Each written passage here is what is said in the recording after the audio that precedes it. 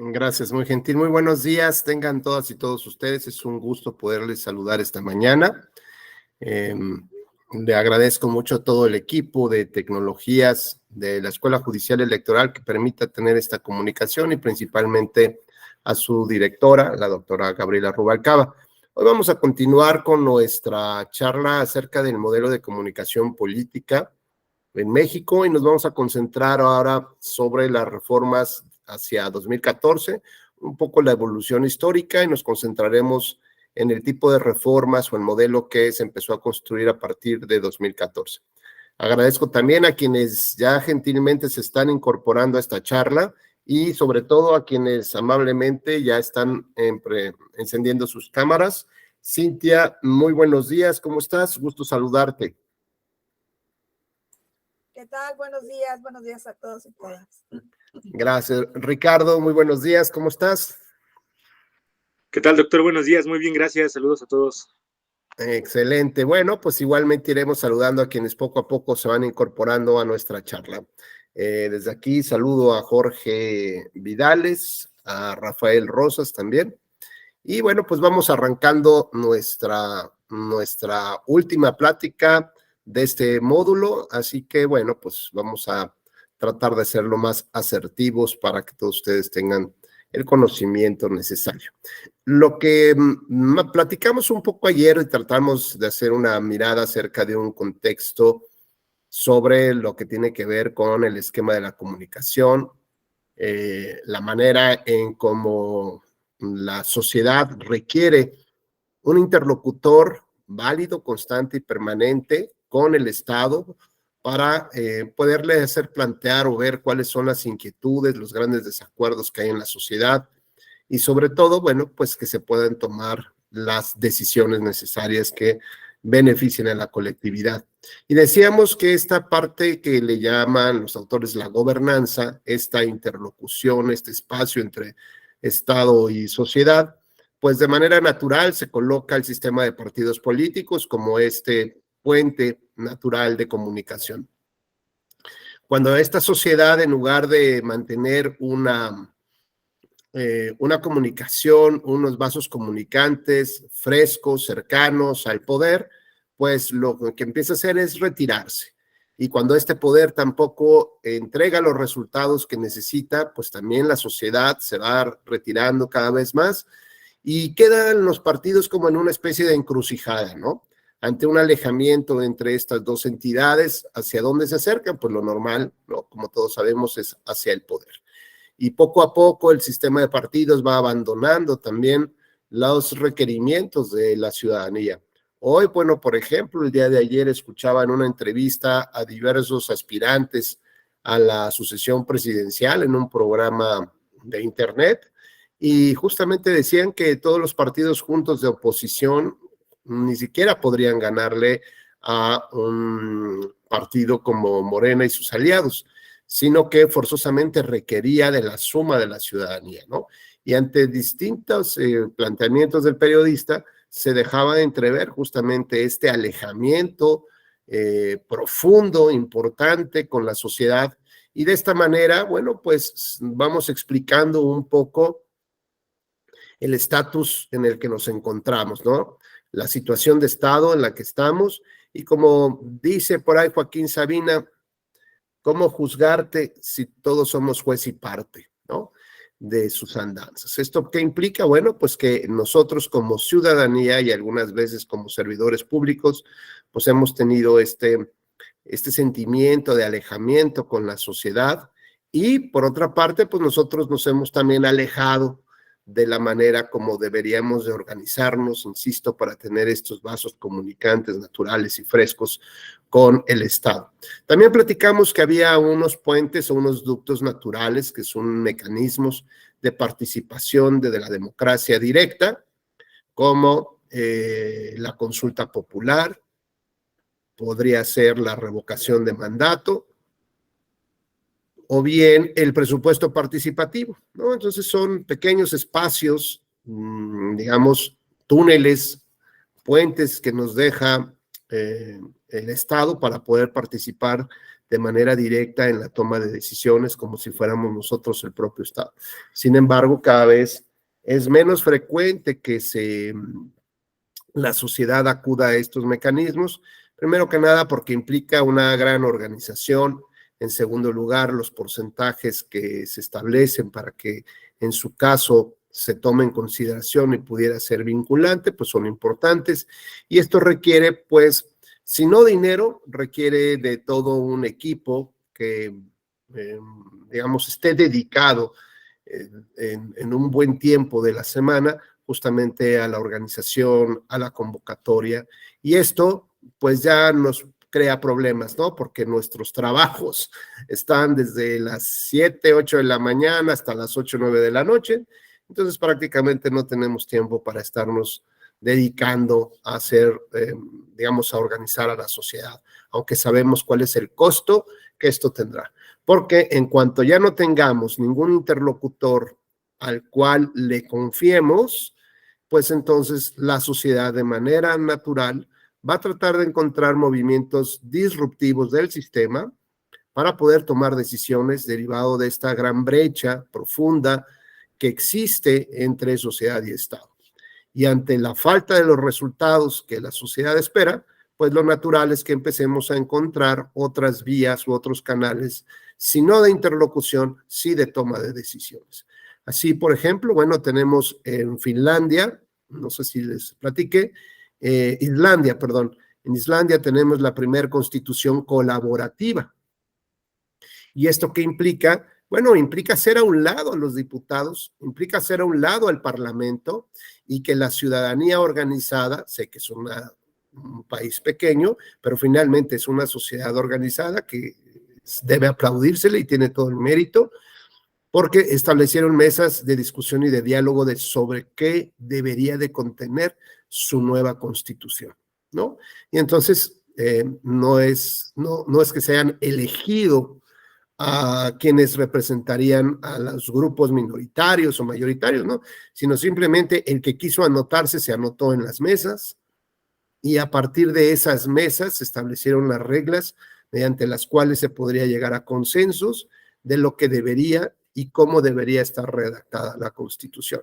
Está en vías de aprobación, ojalá pronto ya vea luz ese ordenamiento jurídico, pero bueno, sería la primer constitución colaborativa y no una imposición, digámoslo de esta manera, a través de quienes fueron designados parlamentarios como tal.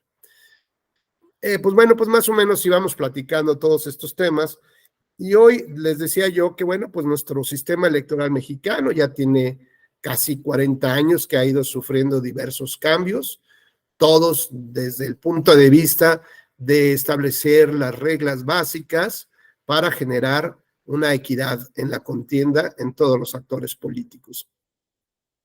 Si bien es cierto que en sus inicios esto se concibió como una especie de transición hacia la democracia y, digamos, en esta motivación que tenían los grupos minoritarios y partidos de oposición en contra de un régimen hegemónico, pues lo cierto es que ese punto central fue, digamos, fue el Registro Federal de Electores, en su caso la credencial de elector, las listas nominales con fotografía, el alejamiento del gobierno de la organización de las elecciones, y así fue, ¿no? Se fue diseñando, digamos, las instituciones electorales, incluso con la aparición de un tribunal electoral para resolver todos los problemas de índole jurídico que no pudieran desahogarse de manera adecuada ante la autoridad administrativa electoral.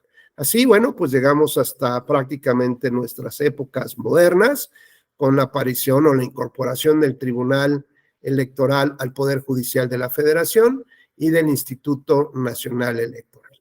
Así que, bueno, digamos, el movimiento, la discusión, las reformas, normalmente iban sobre el diseño de las instituciones y sobre, digamos, elementos que permitían transitar hacia una verdadera democracia, a una democracia representativa, como platicamos ayer, suscrita, firmada y vinculante para el Estado mexicano, a partir de un piso mínimo, elementos básicos y elementos externos que deberían de confabular justamente para el fortalecimiento de la democracia.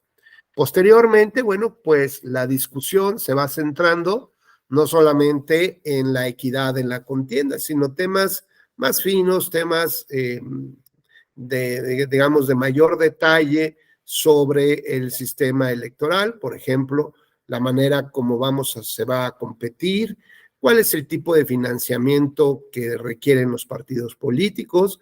Ya vimos que este es un financiamiento mixto, que permite un financiamiento público y un privado con predominancia del público sobre el privado.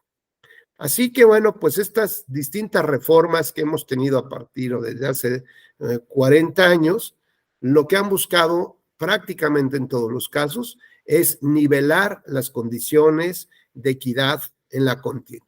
Así, por ejemplo, una importante reforma electoral, la de 1990, esa nos permite el acceso a los medios de comunicación, a los partidos políticos. 3 años después, se regulan las aportaciones privadas, la fiscalización de las finanzas y también el acceso a los medios de comunicación. En 1996, bueno, pues ya se establece, digamos, este acceso al financiamiento público y con mayor claridad, ¿no?, cómo se van a distribuir tiempos en radio y televisión. 2007, igualmente, bueno, platicamos que se da una reforma electoral en la que se permite ya el acceso a la radio y la televisión y otros aspectos de la comunicación política. También hay que aclarar que el acceso de los partidos a la radio y televisión fue reconocido, aunque sea de manera muy limitada, desde 1977. Es decir, desde esas épocas, finales de los 70s, ya se empezaba a entender que el triunfo o la alternancia en buena medida no solamente estaba enmarcada por el dinero, sino por el esquema de comunicación política. Ya la regulación más decidida la tenemos prácticamente desde 1986. En aquel entonces, fíjense bien, el Código Federal Electoral les otorgaba 15 minutos mensuales a los partidos políticos, además de un programa en conjunto con los partidos que se emitía 2 veces al mes. A partir de 1990, el nuevo Código Federal de Instituciones y Procedimientos Electorales, conocido como COFIPE, preveía ya un aumento en la cantidad de tiempo aire destinado a los partidos y una distribución que se basaba en la votación. Esto es, la cantidad de tiempo aire debería de incrementar en los periodos electorales de manera proporcional al músculo electoral que mostraran los partidos políticos. Además, obligaba a los concesionarios a vender los tiempos de radio y televisión a dichos partidos políticos bajo las mismas tarifas que aplicaban para la publicidad comercial. Todo ello, pues era evidente que generaba condiciones de desigualdad. Primero que nada, porque era muy poquito tiempo. En segundo lugar, les daba la posibilidad de adquirir los tiempos en radio y televisión a un costo comercial. Y el tercero, bueno, pues había una parcialidad en la cobertura informativa de los noticieros. ¿A qué me refiero con esta, digamos, esta cobertura informativa? Bueno, pues que cuando se hacían entrevistas o se hacía un reportaje, ordinariamente se le concedían más tiempo a los candidatos de más peso o al partido hegemónico que a los partidos de oposición. Con lo cual, pues ya las reformas ya de 1990, 1993, pues lo que se buscaba justamente, insisto, como en todas las reformas, es generar condiciones de equidad en la contienda. De esta manera se estableció por ley que solo los partidos políticos podrían contratar los tiempos en radio y televisión para hacer campaña. Esto es, no podía haber una contratación por parte de terceros, y si se hacía, pues era como muy velado, ¿no? Como muy oculto para favorecer a un partido candidato. De esta manera, se tuvo que llamar a cuentas finalmente a los concesionarios y permisionarios para entregar al IFE su catálogo de horarios y tarifas que el propio instituto iba a poner a disposición de los partidos políticos. Conforme a lo que comentamos de la cobertura noticiosa y su parcialidad, también se incluyó en este código la facultad de sugerir a la Cámara Nacional de la Industria de la Radio y Televisión lineamientos para regular la cobertura de los eventos de campaña. Así ya en 1996 se establecieron una serie de reformas que previeron la distribución del tiempo aire y que siguen vigentes hasta nuestros días. Así, a los partidos políticos que tienen una representación en el Congreso, se les otorga una bolsa igualitaria del 30% en radio y televisión, y el 70% restante va de acuerdo a su forma, digamos, a su fuerza electoral de manera proporcional. Así que quien más votos obtenga, pues seguramente tendrá mayor voto, ¿no? Mayores votos. En este punto me gustaría escuchar su impresión en términos de lo que debe de servir, ya dijimos, no para un proceso electoral, no para un partido o un candidato específico, sino en términos de la protección de la democracia. Y ayer platicábamos justamente si los medios tradicionales deberían estar limitados, o en su caso, como en Estados Unidos, decíamos, bueno, pues que tengan plena libertad de manifestarse a favor o en contra de partidos y de candidatos.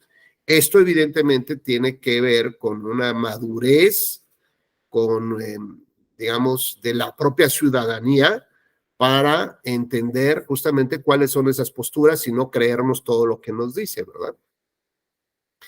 Así que bueno, pues lo que hemos visto a lo largo de todas estas reformas, que lo que se busca, en primer lugar, son dos elementos. Uno, tratar de generar condiciones de equidad, de participación en la contienda, que me permitan que quien fue minoría pueda formar partido, ser oposición y termine con la posibilidad de alternar en el gobierno. Con lo cual, digamos, en esta visión más ampliada, pues tengo que ver si las reglas que nos fuimos dando en realidad tendían a mejorar la democracia, o a lo mejor fue necesario en un momento dado, pero hoy tenemos que dar un salto. Alan Sánchez, ¿estás por ahí? Que tengas acceso a tu micrófono. Sí, doctor, adelante. Alan, qué gusto saludarte, muy buenos días, ¿cómo estás? Bien, doctor, un poquito entre dando clase y poniendo atención al diplomado. Estás dando clase al mismo tiempo. Sí, doctor, pero adelante, usted coménteme. Gracias, Alan, muy gentil. Lo que usted decía ayer de ese deseo de superación, pues nos debemos de partir por si queremos, me apasiona el derecho electoral. Claro. Pero mire, aquí teniendo 23 niños, soy docente de primaria también y abogado. Que a todo dar, qué padre, qué gran experiencia. Muchas felicidades, Alan. Gracias, doctor. Bueno, pues ahí te encargamos mucho que nos los prepares muy bien para la ciudadanía, tus chicos.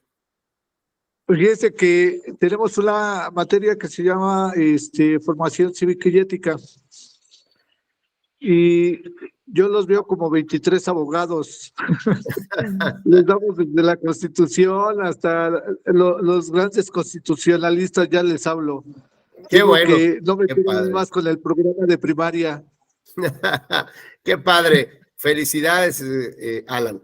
Oye, pues mira, justo lo que platicábamos es, bajo, como bien comentas, una visión a largo plazo, ¿no? De largo aliento, de lo que es lo que se quiere.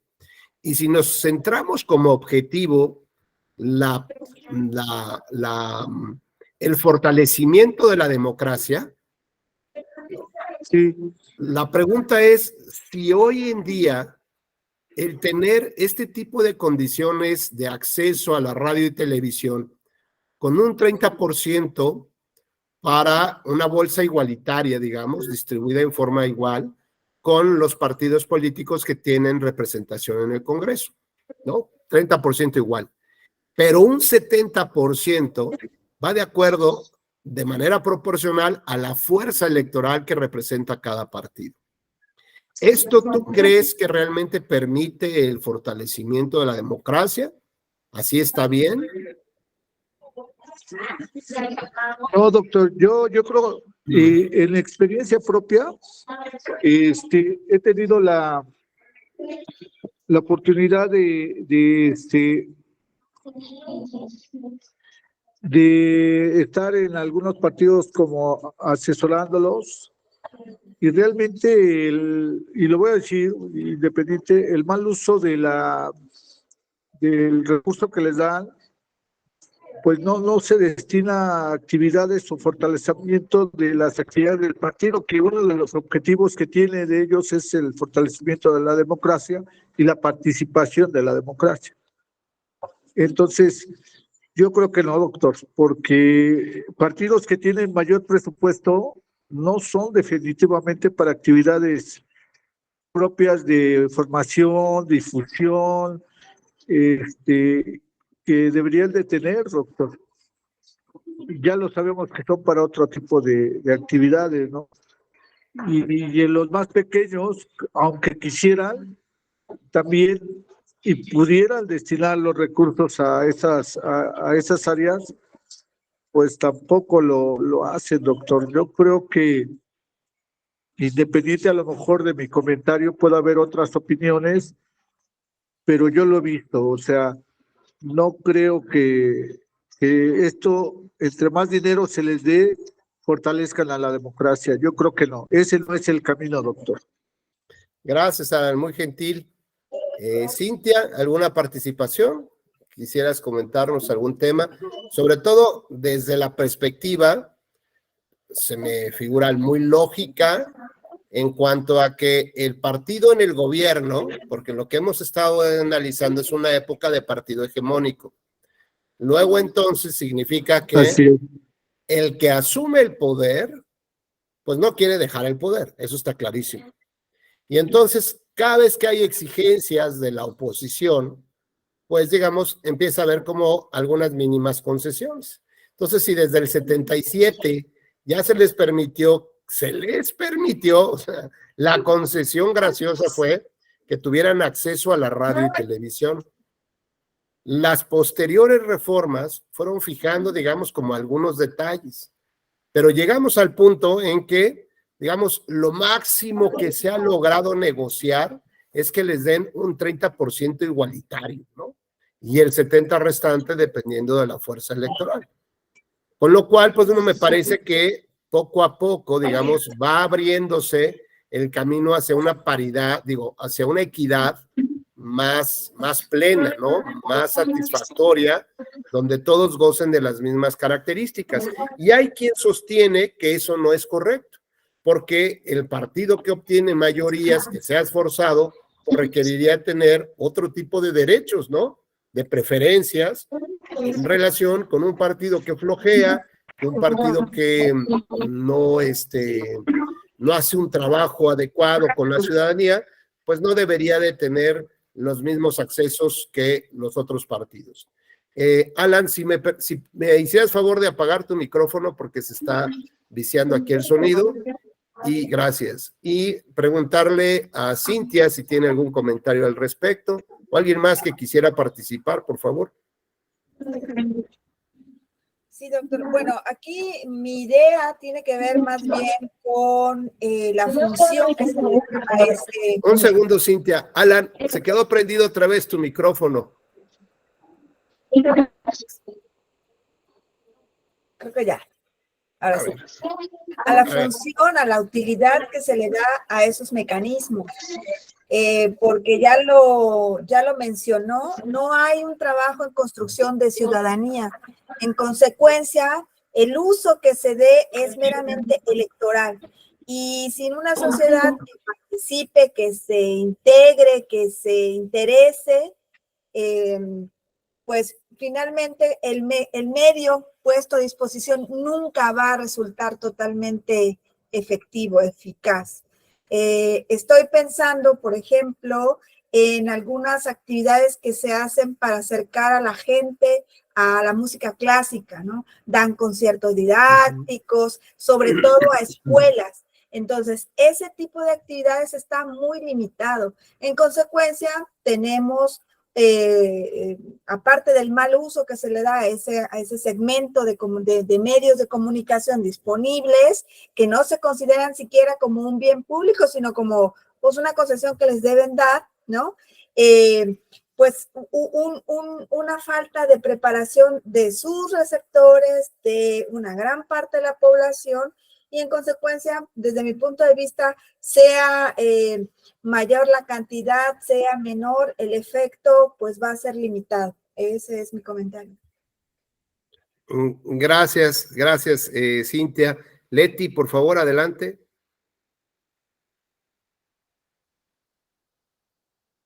Tu micrófono, Leti, no te escuchamos.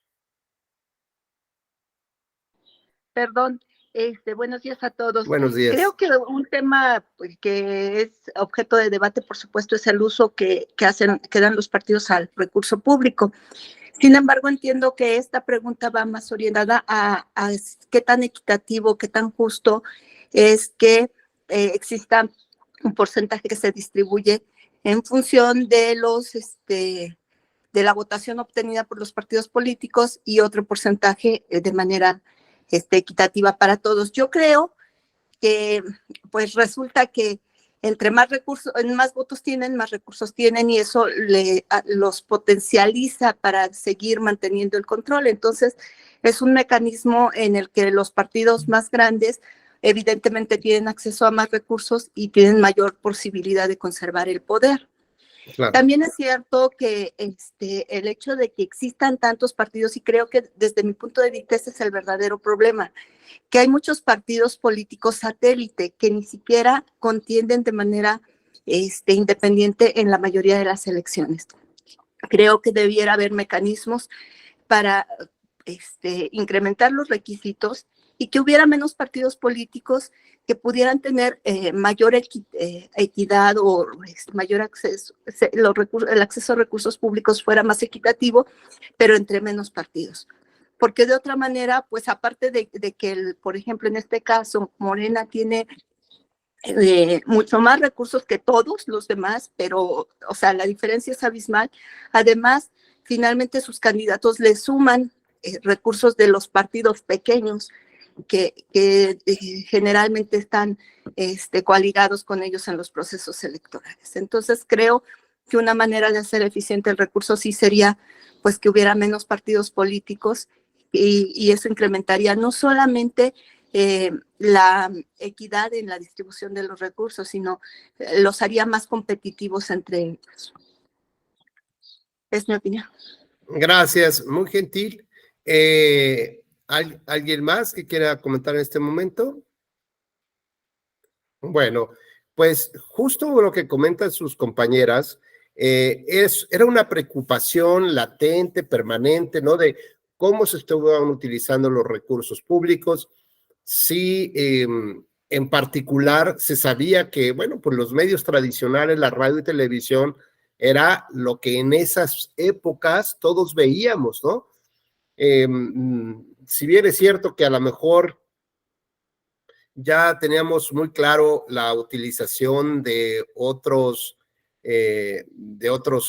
de otras plataformas, ya el acceso a lo mejor a la internet, algunas señales privadas de televisión.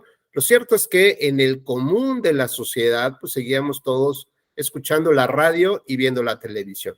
Entonces era la manera como se podía difundir de manera general el mensaje.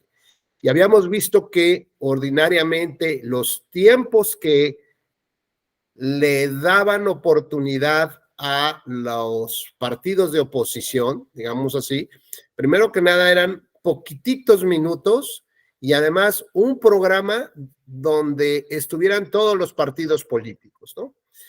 Estos tiempos especiales de televisión, por ejemplo, yo recuerdo que normalmente los pasaban después de las 12 de la noche, ¿no? Entre el Tupperware, ¿no? El instrumento para colgar corbatas, la bombita de Andrés García, bueno, con ellos competían justamente los partidos políticos. Bueno, pues nadie los veía en realidad, ¿no? Nadie, absolutamente nadie. Así que eran los espacios concesionados para los partidos políticos para hablarle a la ciudadanía a las 2 de la mañana. O sea, esto era una burla, ¿no? En realidad, una burla, y que bueno, pues finalmente los partidos dijeron, pues de eso a nada, pues eso, ¿no? Finalmente, yo creo que ni ellos mismos se veían en la madrugada, salvo cuando regresaban de alguna fiesta, alguna cenita, y es un poco como para dormirse, ¿no? Un poco de ruido y ya apagar la televisión. Entonces, pues es evidente que lo que marcaban estas reformas electorales eran pequeñas concesiones a la oposición, que la oposición realmente buscaba competir libre y equitativamente con el partido hegemónico. Y como dice Leti, con los partidos satélite que además había permitido el partido hegemónico o el gobierno hegemónico participar para, digamos, que los votos de las personas que ya no encontraban representación en ese partido hegemónico, pues dijeran, ay, mira, hay otros planes, hay otras posibilidades de representatividad y que terminaban, digamos, entregados a ese partido hegemónico como tal. De esta manera, entonces, vamos viendo que todas las reformas se trata de mantener el poder y de querer tener el poder. Y entonces cada reforma es un pedacito, es un pellizquito justamente a la posibilidad de competir, con lo cual no vemos claridad en que ninguna de estas reformas haya tendido a fortalecer la democracia. Era un pleito entre quien no quería dejar el poder y quien sí quería mantener el poder. Entonces, ya de entrada vemos que el matiz claro que tienen estas reformas no son, digamos, reformas de largo alcance, de largo aliento, atendiendo a finalidades muchísimo mayores, ¿no? Sino que era un pleito constante y permanente cada 3 años para ver qué tanto te dejo participar, qué tanto te dejo, ¿no? En la viabilidad de que puedas ganarme las elecciones cuando yo sé que el dinero y los medios es el binomio perfecto para ganar unas elecciones.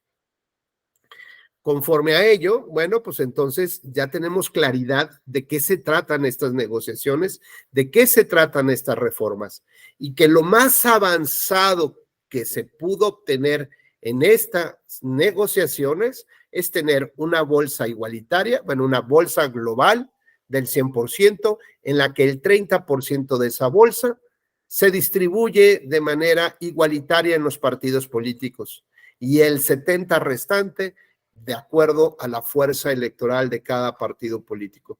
Con lo cual, bueno, pues si eres un partido de nuevo ingreso, pues sabes que te toca estar, digamos, o participar, porque así lo establece la ley, digamos, como estos partidos que tienen solamente representatividad en el Congreso, ¿no? Entonces, formarías parte de una pequeña bolsita y nada más.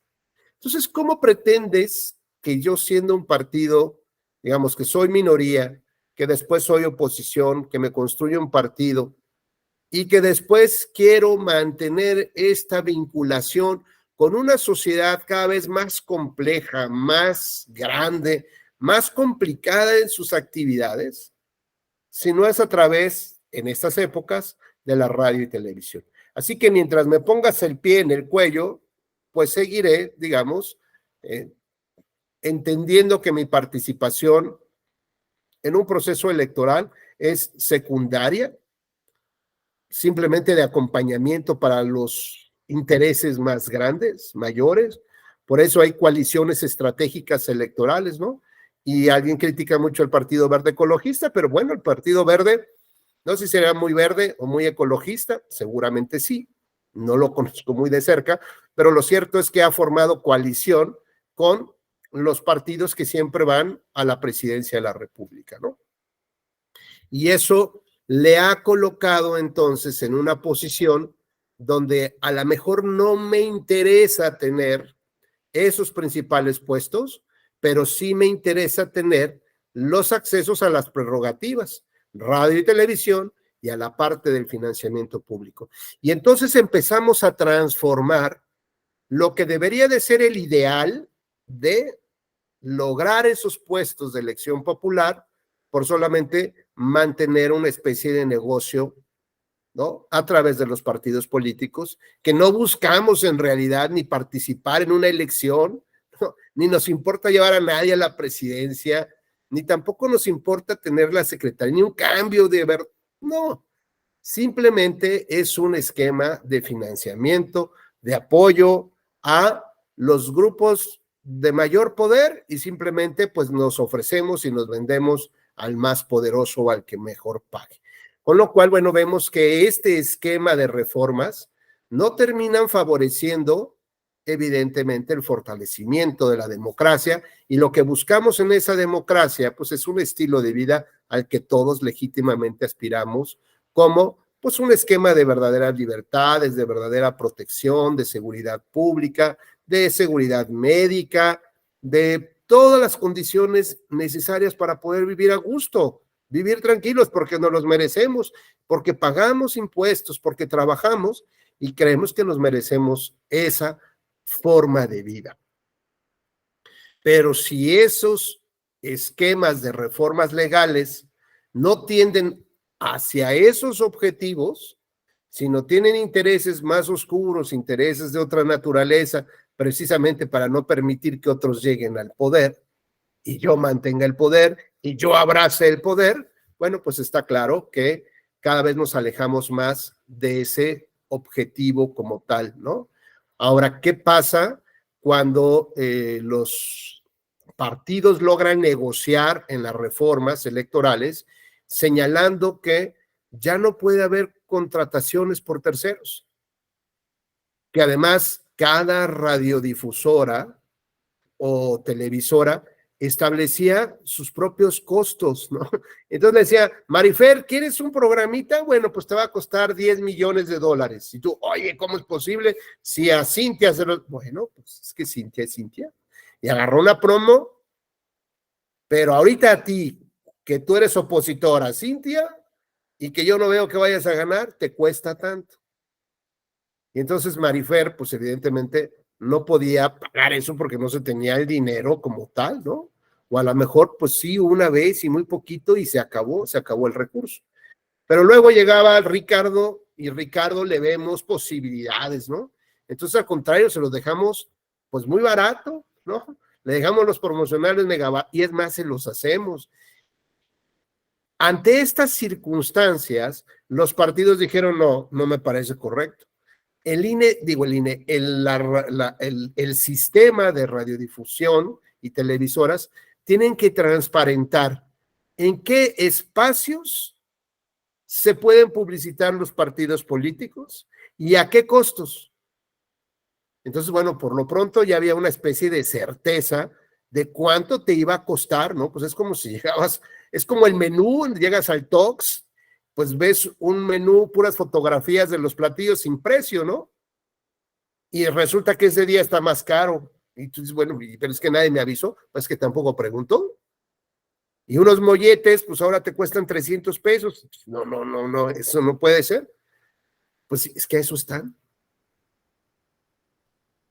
Bueno, pues cuando logramos tener el menú de los productos, servicios, tiempos y costos, bueno, se dio, fíjense, es que de verdad parece mentira que de verdad hubiéramos vivido en ese México, ¿no?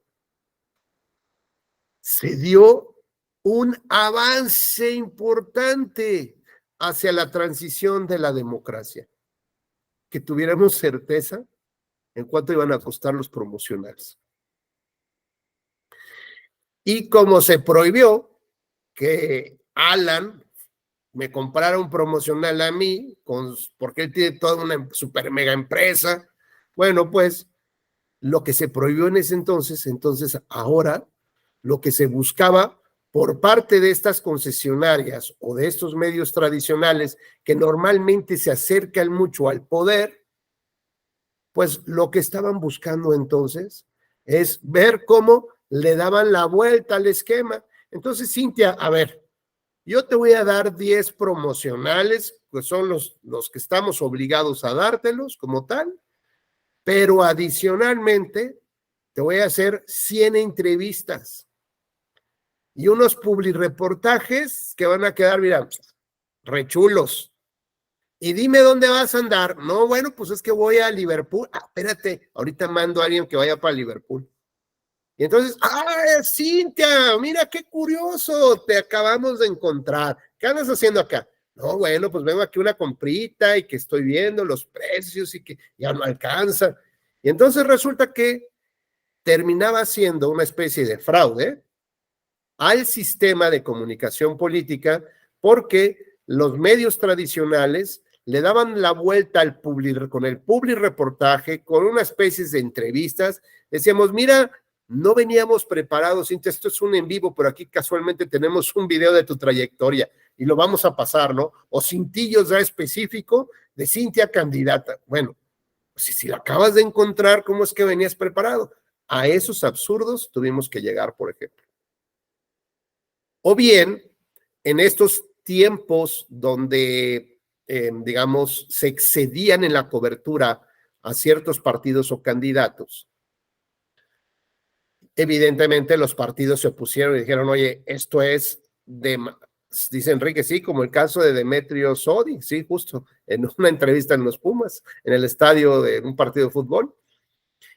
Y cuando, digamos, se cuestionó los tiempos, el favoritismo que había en los tiempos, dijeron, ok, ya ver, para las siguientes elecciones, dentro de 3 años, ya vamos a regular que todos tengan los mismos tiempos de cobertura. ¿Y eso qué significaba? Pues significaba que los noticieros o quienes transmitían las noticias, pues tuvieran una especie de contador del tiempo que se le estaba otorgando a cada partido o a cada candidato. Y así cada semana decían, miren, esta semana, para cumplir las obligaciones de ley electoral, hemos transmitido tantos minutos, tantos segundos del candidato Cintia, del candidato Ricardo. No había ya una mínima diferencia, pero trataban de ajustarlo. Y resulta que yo me recuerdo de unas elecciones muy curiosas, porque estaba el ingeniero Cuauhtémoc Cárdenas, estaba candidateando, estaba Diego Fernández de Ceballos, y bueno, pues ahí estaban los candidatos. Y me acuerdo que en Televisa dieron cobertura a unas, digamos, a unas conferencias, ¿no? Fueron a dar ahí una conferencia a la UNAM y a otros lugares. Y entonces el tiempo que se les otorgó fue prácticamente el mismo tiempo de cobertura. Nada más que aquí ahora vamos a hablar de la calidad de la cobertura. El tiempo ya estaba garantizado. La calidad, vean ustedes cómo sucedió. En lo que corresponde al candidato Cárdenas, en ese momento, los enfoques que le hacían a su rostro, pues ya se le notaba pues la papada, la piel colgada, ¿no? Un poco hasta los vellos de la nariz, una mano temblorosa, ¿no? Le hicieron una cobertura que la verdad es que pocos querían votar por él, ¿no? Y en una especie de paneo que hacen sobre el auditorio, pues se ve un auditorio lleno, ¿no? Bien, pero no abarrotado como terminó siendo, ¿no? O sea, estaba lleno, punto. Pero ese fue el tipo de calidad de imagen que se transmitió.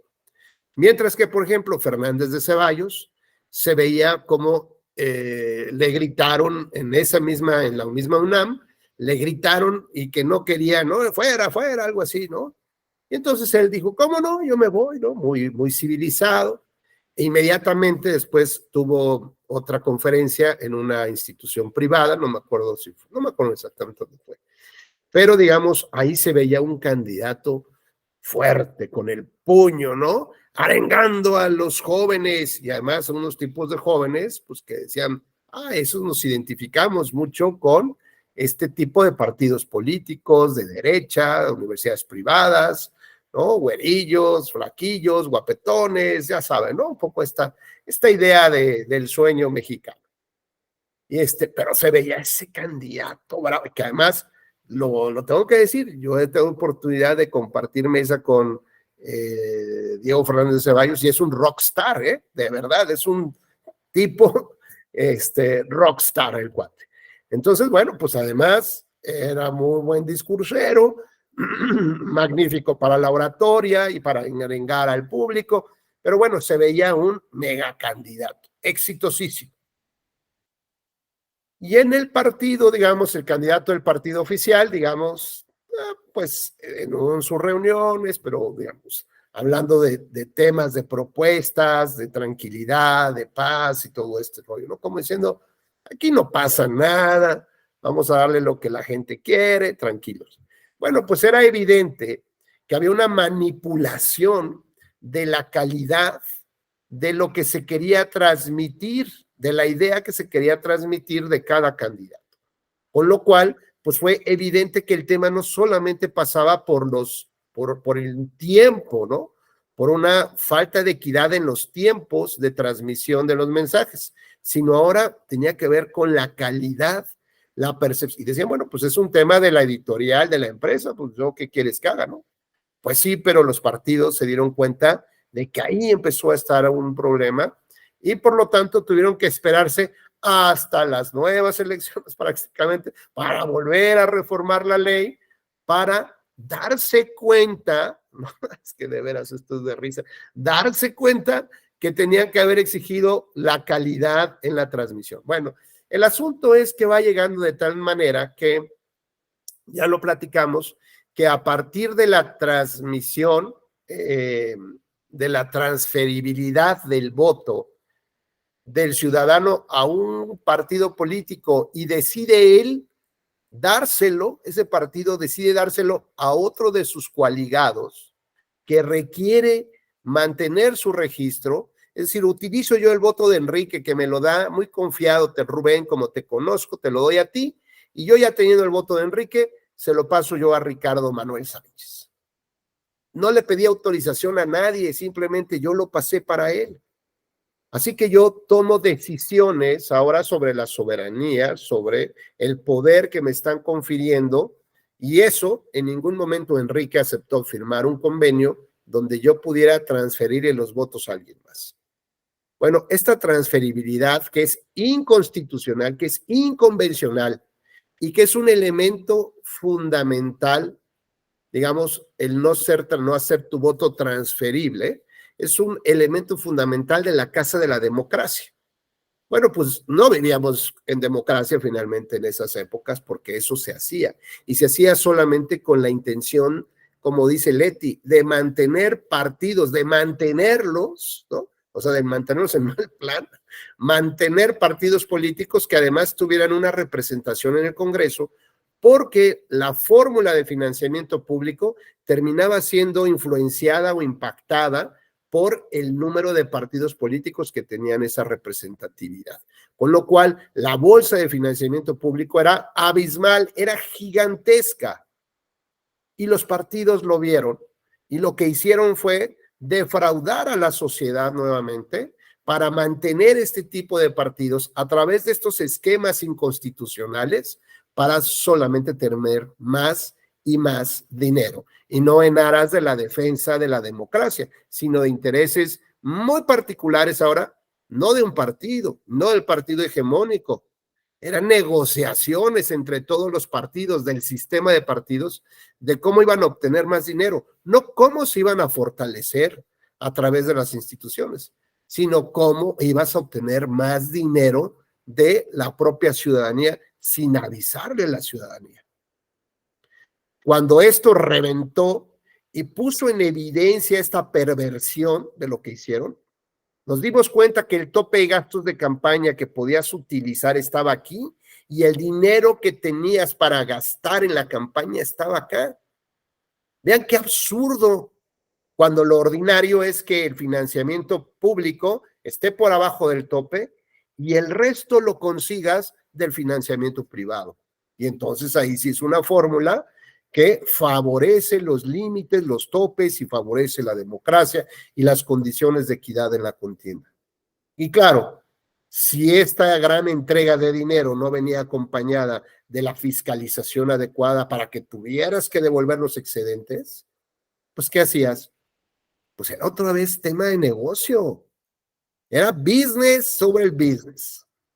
Y ya veremos cómo le hacemos ahí con factureras, a ver cómo trabajamos el asunto para no tener que devolver el dinero. Y evidentemente gastarlo durante la jornada electoral o gastarlo en las campañas electorales o quedármelo yo. Bueno, pues esto era lo de menos, ¿no? Como tal. Bueno, pues ante esta perversión y evidente, digamos, disrupción del sistema de financiamiento público, se tomó el acuerdo, ayer lo platicamos, de que los partidos tenían que disminuirse ese porcentaje porque la ciudadanía estaba mega molesta, no solamente por la cantidad de spots que había, ¿no? La cantidad de recursos que se estaban tirando justamente para ver al mismo cuate, el mismo candidato. Bueno, creo que hasta en el baño lo veías. Fue una espotización brutal y eso implicó un gasto brutal de dinero. ¿Cuál era el mensaje político que había? Ninguno. Simplemente era el candidato ahí, su nombre y ya, lo de siempre. O sea, y era lo mismo y lo mismo, lo mismo. Y era una gran cantidad de recursos tirados porque no cumplían con el objetivo. La gente terminó hartándose de estos esquemas de espotización. Bueno, pues ante este devenir, como se venían generando este tipo de condiciones, la lógica imperante pues era que iba a haber nuevas reformas electorales en materia de la equidad en la contienda respecto de los tiempos en radio y televisión. De tal manera que ante la posibilidad, digamos, de disminuirse el 60% del financiamiento, que además lo utilizaban para pagar a los medios tradicionales en el esquema de comunicación política, vieron la posibilidad entonces que estos fueran gratuitos. Los verdaderos perjudicados, pues en realidad fueron las empresas de radio y televisión. Pero los partidos resultaron pues ganones a final de cuentas. ¿Por qué? Porque ya no tenían que gastar ese dinero y por lo tanto, si se los iban a dar gratuito, podían salir a prensa y dar una conferencia diciendo una especie de mea culpa. Nunca nos dimos cuenta de esta situación en la ley, pero la ley es la ley, se tuvo que cumplir, pero caminando hombro con Marifer, con Ricardo, caminando de la mano con la ciudadanía, estamos dispuestos, ya saben la parte como el tonito, estamos dispuestos a bajarnos hasta el 60% del financiamiento, ¿por qué no? Y venga el mariachi, y venga la tambora, ¿no? Y ¿no? Y el payasito ahí haciéndole maromas a la gente. La gente, ay, qué bueno, los periodistas, hombre, es que chulada de sistema de partidos, gente decente, gente de bien, qué bueno que por primera vez se ponen del lado de la ciudadanía. ¿No? Y la pregunta, ¿así es? ¿Sí? ¿Seguro?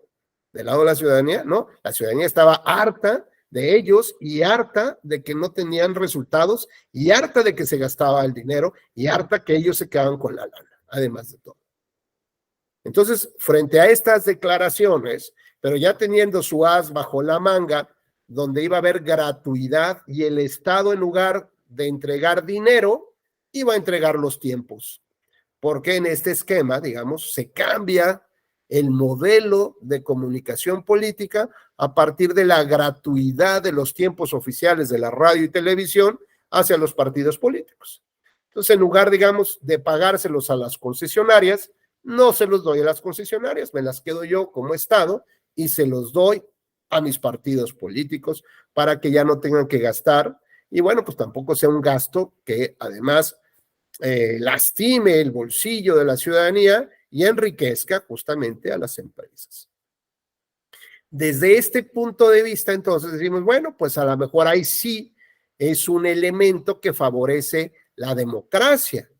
¿Por qué? Porque ya no hay que estar gastando en algo que el Estado le puede brindar de manera directa a los partidos políticos y no tendría que estar pagando por ese mismo recurso, por ese mismo espacio en radio y televisión.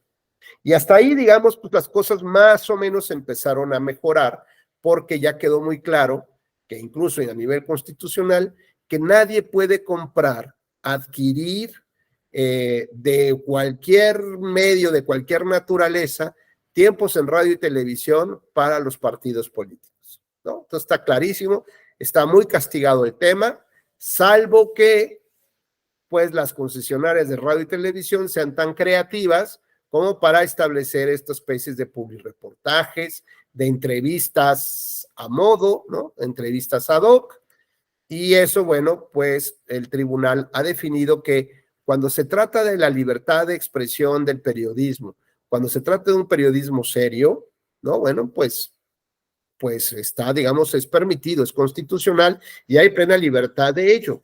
Si es de interés público, pues que se entreviste a ese candidato, porque es una oportunidad que me lo encontré en el partido de fútbol, bueno, pues está bien, y le puedo preguntar sobre, pues solamente el partido de fútbol, y solamente podría haber contestado sobre el partido de fútbol.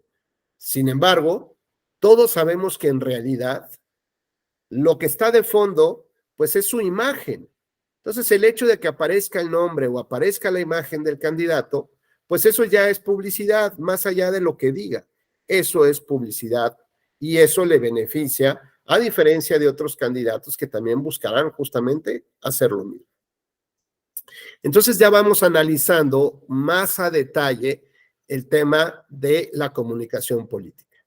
La comunicación no solamente se trata de los tiempos en medios tradicionales, no solamente se trata ya de la imagen o de la calidad con la que yo quiero expresar cierta idea, sino que ahora nos iremos concentrando en el contenido de los mensajes. Dice Enrique, ¿cabría hablar o discutir del derecho de la ciudadanía a recibir información de calidad para el derecho a decidir? Dice, claro que debe estar equilibrada con la libertad de expresión a decir cualquier cosa. Sí, fíjate que es un tema bien interesante, Enrique, porque bueno, pues es algo de sentido común, ¿no? Que nos meremos esa calidad de la información. Sin embargo, pues está muy complejo, porque hoy, por ejemplo, en estos días, un medio de comunicación, no me acuerdo si es, ahorita a ver si me acuerdo, ¿cómo se llama Bueno, detectó que en redes sociales hay un grupo de cuates que manejan 20 y tantas o 30 y tantas plataformas que se dedican solamente a falsear la información en favor de un servidor público, ¿no? De la política de un servidor público, de un gobierno en particular, y que todas son noticias falsas. Todas son noticias falsas. ¿Y esto entonces qué implica? Pues una manipulación de digamos, del discurso que se va transmitiendo por las redes sociales. Adelante, Cintia. Yo quería nada más completar el comentario de Enrique en el sentido de que justamente las disposiciones normativas que regulan el texto constitucional, perdón por el música de fondo, tiene que una de las características de la información debe ser la calidad, la veracidad de los datos, pero públicos exclusivamente. En esa información pública se contempla también a los partidos políticos y a las agrupaciones y asociaciones políticas, a los candidatos independientes, pero no habla nada respecto de otros emisores de información, sino exclusivamente se refiere a la calidad de la información, a la presentación con calidad y con otras características de la información pública. Claro. Nada más. Gracias, Cintia. Bueno, pues si fíjense, completando un poco esta manera como se trata de burlar la ley, en otra ocasión, no me acuerdo si se los platiqué ayer, había un programa de televisión de un segmento deportivo. Y en ese segmento, que eran los domingos, se llamaba, el programa algo así, no me acuerdo muy bien, pero creo que se llamaba Domingo de Selecciones. Entonces, cada domingo escogían a un gran jugador de fútbol de alguna selección y le hacían toda una especie de homenaje durante el programa, ¿no? Así que, bueno, pues a lo mejor en Francia escogieron a Michel Platini, de Brasil a Pelé, de Argentina a Maradona y así sucesivamente, ¿no? Bueno, pues resulta que ese domingo en particular, el que yo me quiero referir, le tocó a la selección mexicana. Y vaya, pues no es que tengamos demasiados estrellas del fútbol de la selección, ¿no? Bueno, pues alguien dirá Hugo Sánchez, podría ser, ¿no? Pero bueno, se escogió a Cuauhtémoc Blanco. Cuauhtémoc Blanco como nuestra máxima estrella de selección mexicana, y todo el programa fue justamente para homenajear a Cuauhtémoc Blanco. Ahí no, digamos, no habría ningún tema relevante, ¿no? Pues qué bueno que es un deportista destacado. El asunto es que ese mismo domingo había elecciones en Morelos, donde él era candidato y participaba a un cargo de elección popular, ¿no? Entonces, extrañas coincidencias de la vida, ¿no? Que justamente ese mismo domingo, bueno, pues encumbraban a Cuauhtémoc Blanco justamente como un gran jugador y bueno, pues podría haber tenido alguna influencia en el electorado o no. Lo cierto es que la lógica, el sentido común, de verdad, nos indica que es un programa que aunque tuviera las mejores intenciones de demostrar y programar y todo esto, bueno, pues desde que se programó ya se sabía que ese día iba a haber elecciones en el estado de Morelos.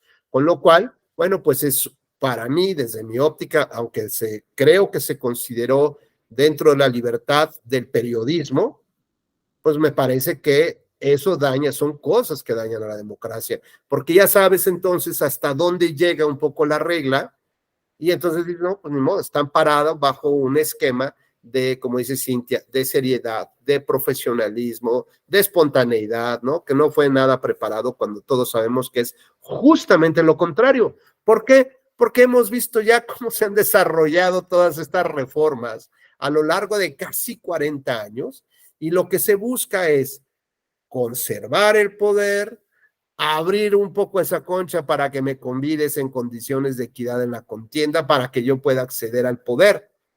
Pero desafortunadamente siempre dejamos de ver el fin último, el objetivo principal. Y el objetivo principal es fortalecer la democracia representativa, acercar nuevamente a los ciudadanos, y no solamente se trata de reformas para los interesados en una pequeña partecita de la democracia, ¿no? Con una visión de este tamañito. ¿Por qué? Porque lo que buscan, insisto, es mantener el poder o luchar por alcanzar ese poder sin que necesariamente esto abone a el estilo de vida al que todos quisiéramos tener.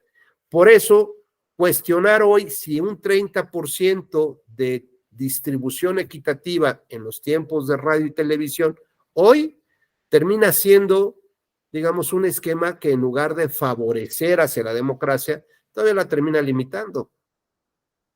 Afortunadamente, hoy tenemos otro esquema de comunicación que es imposible de regular y se trata de la Internet, las plataformas digitales y las redes sociales. Con lo cual, ya no hay, digamos, una especie de división de tiempos o de espacios que puedes ocupar cada partido.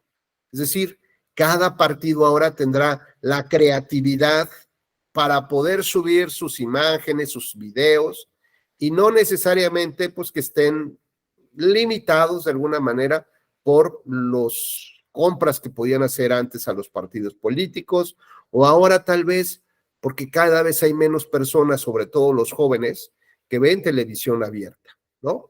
Yo no sé en sus casas o en su círculo cercano, pero pregúntenle a los chavos que están en la universidad, pasando a la prepa, que pronto votarán, si miran la televisión abierta. Y a lo mejor les dirán, no, ya no. Aquí en la casa ya solamente se ve Netflix, algunas plataformas, o están viendo su YouTube, su video. Y la verdad es que cada vez menos personas, digamos, están accediendo justamente a estos medios tradicionales. Entonces, con lo cual ahora ya nos vamos enfocando, digamos, a un nuevo esquema de la comunicación política que tiene que ver con la comunicación digital. Y esto entonces, Miriam, nos abre una ventana, un océano inmenso. Primero que nada, porque yo no soy experto, no sé tú, Miriam, pero yo no soy experto en redes sociales, ¿no? Solamente humildemente tengo mi Twitter y una de Facebook para estar en contacto con mis cuates de la preparatoria, ¿no? Es para ver a ver si hemos tenido bajas en el equipo o no, a ver quién ya bajó de peso, quién se divorció, quién no, cómo va pero básicamente es para lo que tengo. Entonces, si alguien quiere hacer una campaña para los jóvenes, para los nuevos votantes, Miriam, pues yo creo que no les debes sugerir, si tú eres la jefa de campaña, no les sugieras Facebook, ¿no? ¿Por qué? Porque ahí hay un perfil muy claro de quiénes son los que utilizamos esa plataforma. Si quieres llegarle a esos nuevos votantes, Miriam, ¿a dónde nos recomendarías ir como coordinadora de campaña, de comunicación política para la presidencia 2024, A ver. A TikTok, pero yo creo que incluso hay otras plataformas que ni siquiera conozco en este momento, pero bueno, TikTok es una plataforma de jóvenes, incluso el INE y otros organismos electorales pues ya tienen sus redes también mediante TikTok, ¿no? También ahí emiten sus pues anuncios, ¿no? O los spots. O Reels le llaman ahora, ¿no? Reels. Ok. Fíjate que algo pasó muy curioso. El tribunal en alguna época empezó a tener difusión en TikTok, ¿no? Yo creo que estaba explorando como las distintas plataformas que estaban de moda.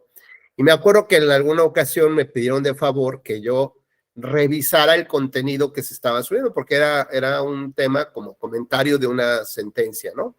Y entonces me pidieron de favor que revisara que el contenido que se estaba subiendo en TikTok, pues era el adecuado, ¿no? Y a ver qué impresión tenía yo al respecto. Bueno, pues yo no sabía cómo era el TikTok, así que les dije a mis hijas que si me abrieran una cuenta de TikTok, y lo primero que dijeron, papá, tú no puedes estar en TikTok, o sea, ¿qué estás haciendo? O sea, como que de pronto les chocó, ¿no? Si tú, mi papá, en TikTok, o sea, es decir, es estar sentada en la misma mesa que mis cuates donde estamos discutiendo en el recreo, o sea, tú no puedes participar de ese tema. Bueno, pues a regañadientes me abrieron la cuenta, me explicaron, y yo decía, ¿y cuál es el objetivo de esto, no?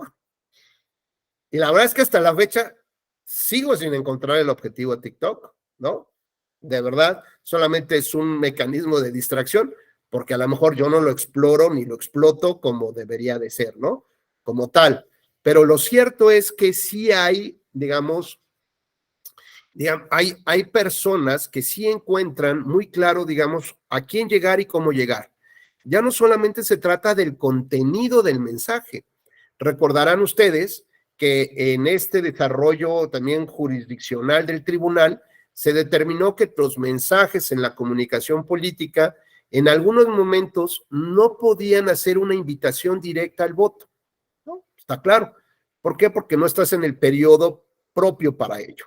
y eso se podría haber considerado un acto anticipado de pre-campaña o de campaña, que por cierto, déjenme decirles, está desapareciendo la pre-campaña. La pre-campaña implicaba la selección interna de tus candidatos, ¿no? Para, digamos, encontrar al mejor candidato que se postulara para ocupar un cargo de elección popular. Mientras que hoy en día las decisiones son copulares, es decir, las decisiones son de una élite partidista como tal o de otros partidos que van coaligados. Y entonces eliminan, sacan de este esquema un mecanismo que también fortalece la democracia representativa, que es la selección interna de los candidatos.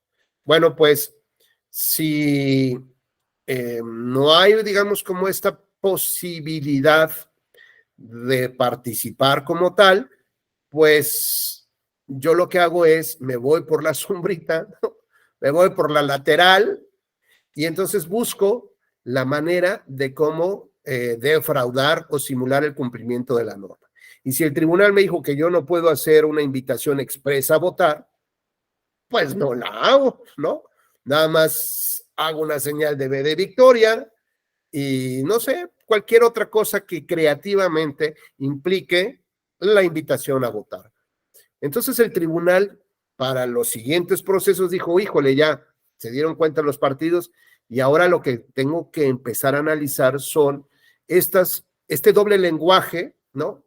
Que en realidad lo que busca es una invitación a votar y le llamaron equivalentes funcionales a partir de unas teorías norteamericanas de la comunicación política. Entonces, este equivalente funcional, es decir, una palabra similar, una palabra que pudiera reflejar o relacionar algo igual, pero que sustituya en realidad a la expresión directa de la invitación al voto. Y entonces estamos hablando ya de un proceso de raciocinio para derivar que esto implica aquello. ¿Cuál es ese proceso de raciocinio? Pues básicamente es uno que medianamente es obvio, ¿no? O sea, no tienes que pensarle mucho, que va justo a ese tema. Pero si tengo que hacer 2, 3, 4 derivadas racionales para entender que lo que me quieres decir es por acá y luego de acá derivo otra cosa y de acá, allí en el contexto, bueno, pues eso ya no es un equivalente funcional. Por lo tanto, bueno, pues esto es una época, como dice Miriam, es una época de los creativos, de cómo quieres llegarle a la gente, ¿no? A la población y sobre todo, ahora, ¿qué es lo que comunico? Por ejemplo, tenemos los debates. Apenas fue el de Coahuila, el del Estado de México, ¿no? Y mi pregunta, yo hasta lo puse en Twitter, algo así como, ¿por qué llamarle a una manzana naranja cuando no lo es? ¿No? Pues lo mismo, ¿por qué le llamas a un debate cuando tampoco es un debate? Porque un debate es ese intercambio de ideas, es esa discusión, es ese contraste de propuestas, ¿no? Ese es un concepto de debate. ¿Qué es lo que hemos visto en este tipo de esquemas de intervención de comunicación política? Pues que cada candidato o candidata se para, dice lo que quiera. Si acaso, bueno, pues si hay una alusión personal le contestará, pero en realidad no hay un debate de las ideas. Sin embargo, todavía la ley y las autoridades electorales nos señalan que eso es el debate político. Y la verdad es que me parece que estamos muy alejados de lo que debiera fortalecer la democracia representativa, no los intereses de los candidatos. No, a ver, a mí no me pregunten nada. A ver, yo quiero participar así y asado, ¿no? Ok, estoy de acuerdo que tengas que asumir acuerdos de sentido común de cómo se va a desenvolver el tema, pero en realidad lo que queremos hacer es contrastar las ideas que favorezcan a la ciudadanía y no, pues es que mejor ni nos pegamos, casi mejor ni vamos al debate, ¿no? Al mal llamado debate, como pasó en la elección presidencial en Colombia. Los candidatos tan cercanos decían, es que si voy al debate, acuérdate que el debate no es, nadie gana, en el debate pierdes, ¿no? Es un poco la idea. En el debate, pues el que va ganando, ¿no? O sea, el que va ganando no dice gané, no, a ver, vas ganando. el que podría ganar es el que siempre va perdiendo. Pero en realidad, tampoco nadie gana en un debate. Lo que sí pasa es que pierdes en los debates porque la sociedad se da cuenta, pues, de qué está hecho el candidato, la candidata, ¿no? Y, pues, además, si esto realmente se difundiera de manera, bueno, si la gente lo viera, que estuviera interesado, pero en realidad, ¿qué porcentaje de la población ve este tipo de expresiones de comunicación política? Pues es mínimo en realidad, ¿no? Así que tampoco tiene el efecto que quisiéramos tener. ¿Por qué no? Porque no pensamos en ese objetivo final de la democracia representativa. Si no, entonces escogeríamos o veríamos otro tipo de fórmulas que sí favorecieran justamente este contraste de ideas y esta especie de debate que realmente debería de existir como tal.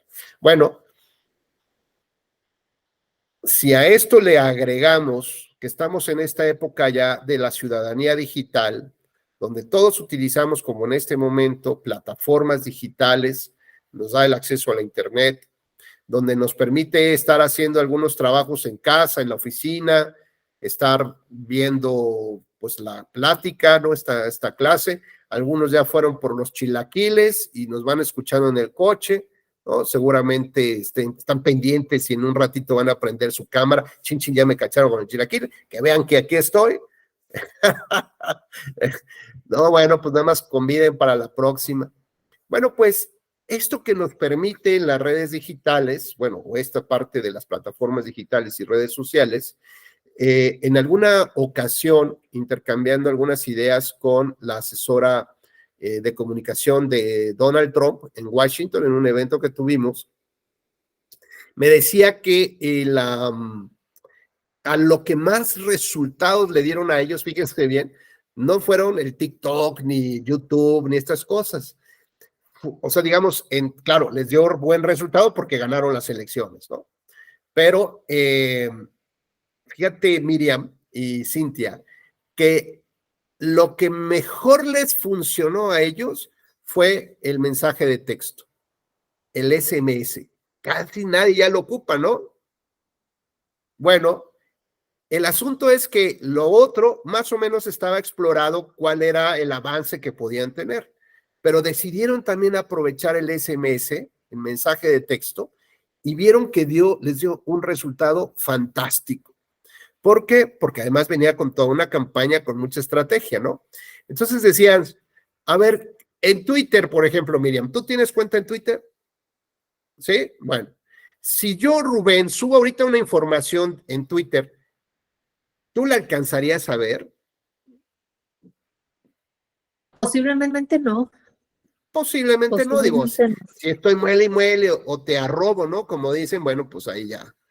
Pues, híjole, qué pesado, ¿no? ¿Por qué quiere que yo vea el chiste que quiere contarnos, ¿no? Qué pesado, Rubén. Me dice, no, bueno, pues resulta que si yo le mando un mensaje de texto a Miriam o a Cintia o a Ricardo, pues tampoco lo van a ver en el día. Pero al ratito que pongan, ¿no? Menú, todas las opciones, van a ver que tienen ahí 4 notificaciones en SMS. Ya, qué flojera de ser de un noticiero, ¿no? O HCBC o de Telcel, alguna cosa que me están molestando. Pero normalmente la gente no borra sus notificaciones sin leerlas. Así que tal vez el viernes próximo, Cintia y Miriam tengan que abrir su SMS y ver qué es lo que hay ahí para borrar. Mientras que las otras redes o plataformas, el mensaje pudo pasar, igual y ni lo vi. Pero ahí forzosamente se detienen a verlo.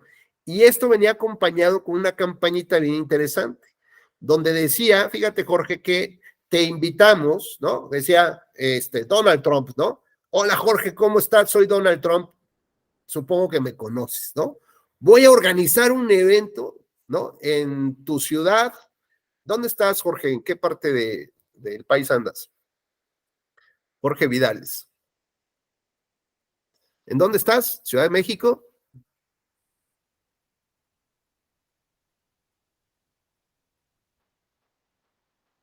Bueno, no importa. ¿Dónde estés, mi querido Jorge? Entonces, el mensaje de Donald Trump era: mi querido Jorge, espero que me conozcas, soy Donald Trump y voy a tener un evento en tu ciudad, pero es un evento cerrado, ¿no? Entonces, aquí tengo tu invitación, es un evento cerrado, no te preocupes, Jorge, en San Luis Potosí, en San Luis, Missouri, ¿no? Entonces aquí tengo tu invitación, pero es un evento cerrado a 100 personas. Imagínense ahora, por ejemplo, por decir imagínate que te manda un mensaje el secretario de Relaciones Exteriores, ¿no? Y te dice: Jorge, no sé si me conozcas, soy secretario de Relaciones Exteriores de México y voy a hacer un evento privado para 100 personas. Aquí está tu invitación, dale clic y bájala, ¿no? Solamente 100 personas. Pues tú dices: Chihuahua, pues viene con mi nombre, ¿no? 100 personas. ¿Quién le habrá dicho este cuate de mí, no? Bueno, pues Jorge dice: bueno, pues no tengo nada que hacer casualmente. Y a ver cómo funciona. Le da el clic y se tiene que inscribir ahí para tener todos los datos y de desprender, ¿no? Imprimir su invitación, ya sea digital o la llevas impresa. 100 personas. Y lo mismo Marifer, soy, ¿no?, el candidato tal, voy a organizar un desayuno privado con puras mujeres profesionistas y me encantaría que me acompañes. Nos reservamos el derecho de admisión. Descarga tu invitación, ¿no? Entonces, cabrón, pues me está invitando, o sea, a mí. Bueno, pues les empezó a llamar la atención y desplegaban las invitaciones y tal. Para sorpresa de Marifer y de Jorge, pues no era un evento cerrado, 50 personas, era un evento masivo, ¿no? Bueno, pues ya estás ahí, ya te quedas, ¿no? Como tal. Y bueno, pues con esta campañita de que ya no tenemos boletos, ¿no? O es el último boleto, es tu última chance, tú decides si vas, despliégala porque es un evento cerrado para X personas. Dicen: ay, no, pues sí lo tengo que hacer porque el mensaje, la comunicación política que te dice es que lo tienes que tomar, aunque no lo quieras, lo tienes que tomar porque ya son los últimos lugares, ¿no? La última oferta, hoy vence. ¿Qué vence de oferta? A ver, ¿qué te importa? Ni lo ibas a comprar, pero simplemente el mensaje que te da es que te pone en esa situación de ver de qué se trata, ¿no? Y ya, bueno, pues en una de esas caes y compras. Pues lo mismo, en una de esas caes y vas al evento. Lo único que no podían tener o que estaba prohibido por la ley electoral norteamericana es que crees un padrón alterno al de los votantes, ¿no? Eso está mal. Sin embargo, si el ciudadano de manera voluntaria captura su información, pues entonces es otro tema. Entonces ahí tenías ya su correo electrónico, tenías su teléfono, etcétera, etcétera. ¿Y qué es lo que lograbas? Pues más allá de que asistieran a este evento, lo que lograbas es después la hipersegmentación de la información, ¿no? Entonces, bueno, por un lado, ya tenías como el mensaje, digamos, el beneficio real que obtuvo la campaña de Donald Trump fue justamente que se vieran los mensajes. Y los mensajes SMS sí se veían y además tenían un impacto con con la cuantificación de los despliegues de este tipo de invitaciones, más que, por ejemplo, las de Twitter o cualquier otra plataforma. Pero adicionalmente, dicen que se contrataron a la empresa de Cambridge Analytics y lo que hizo esta empresa con esta información de tu correo, de tu teléfono, de tus redes sociales, fue generar algoritmos para que te fuera, digamos, la información que tú querías consultar, después tuvieras una invasión de información al respecto. Entonces, por ejemplo, si a Alan le llamaba la atención una crítica que se hizo a Hillary Clinton porque se llevó un portafolios y ese portafolios o ese teléfono en su casa tenía información confidencial, ¿no?, de seguridad nacional y se difundió por su teléfono particular, dice: Chihuahua, ¿no? Entonces, Alan abría ese segmento.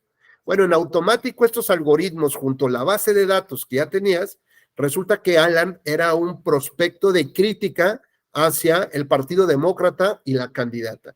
Así que la siguiente información que le llegaba a Alan, pues era de otra crítica hacia Hillary Clinton. La tercera información era un fake news, por ejemplo, un meme en contra. La quinta, la sexta y todas las demás, ya venía, digamos, toda una campaña programada desde las plataformas y los algoritmos para generar o un convencimiento claro de Alan para que no votara por el Partido Demócrata, o en su defecto para generar ciertas dudas sobre esa candidata como tal, ¿no? Entonces, ahora lo que nosotros estamos viendo, pues es que el tema de los medios de comunicación tradicionales, Cintia, lo que hacían era transformar la realidad. Nos daban una retórica, un discurso, y nos decían, pues, que era lo correcto, ¿no? Porque además suponíamos que los comunicadores eran personas serias, que no se vendían, que no había una línea editorial, ¿no? Es decir, pues éramos una sociedad que veía el Chavo del Ocho y las telenovelas, ¿no?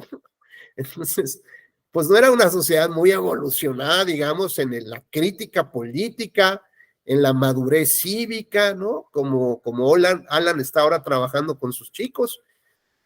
Eso era lo que éramos, está bien, pues ni modo, no hay de otra. El asunto es que las reformas electorales no nos dieron la posibilidad de madurar de tal manera que pudiéramos distinguir el mensaje cargado de contenido político de un medio de comunicación y crear nuestro propio criterio, que es un poco lo que se habla acerca de la libertad de expresión del periodismo, como decía Cintia, serio, profesional, ¿no?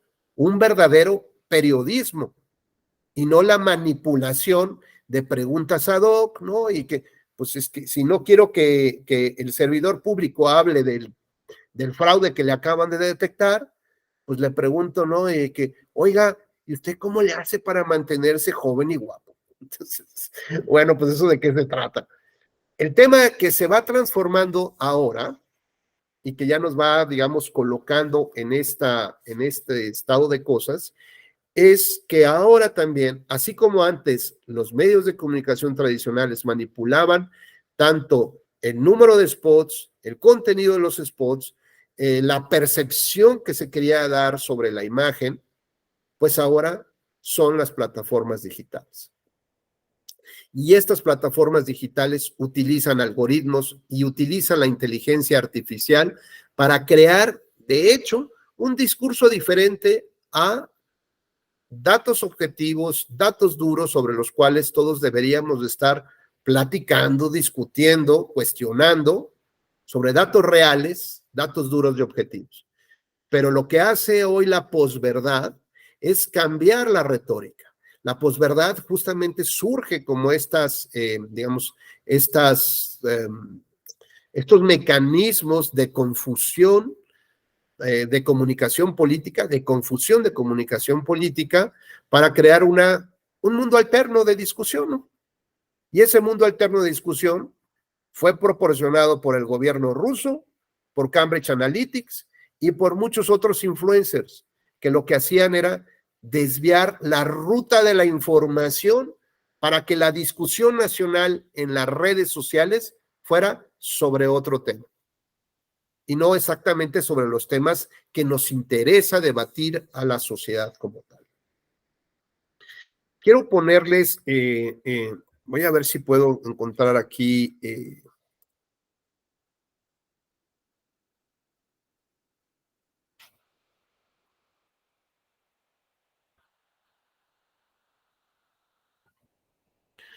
una campaña de Javier Hervas.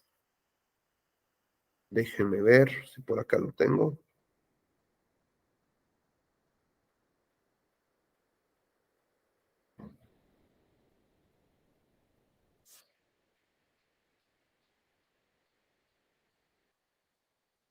Este es un candidato a la presidencia del Ecuador, a la presidencia de la República del Ecuador, si mal no recuerdo, Javier Hervas. Les platicaré brevemente de él, también lo conocí justamente en Washington, y este colega iba en el último lugar de las encuestas electorales. Resulta que es un candidato, bueno, era un perfil de candidato que estaba muy relacionado con los partidos de centro, ¿no? De los partidos de gobierno, y él termina separándose un poco de ahí. Es un político tradicional. El problema, Enrique, es que no jalaba su campaña, ¿no? Por más que le hacían, no jalaba y se quedaba siempre en último lugar. En el último tramo de su campaña, en el último pedacito, cambia a los manejadores de medios de comunicación y se enfocan al TikTok, ¿no? Y entonces toda la campaña ahora se desarrolla en TikTok. Y les voy a invitar a ver algunos segmentos y vamos a tratar de generar una opinión de qué se trata la comunicación política en este tipo de plataformas.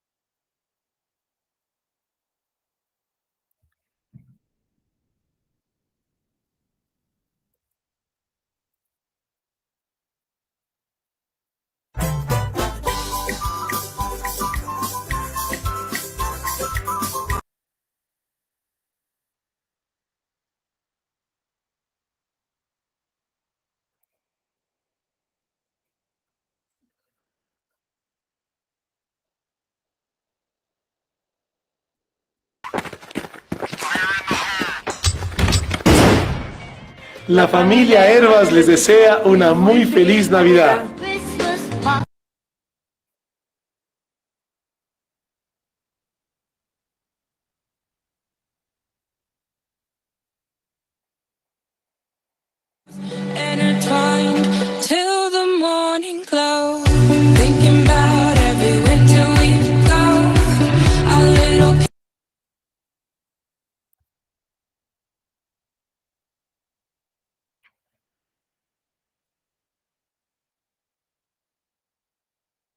Yo creo que ponemos unos dos más y ya con eso terminamos.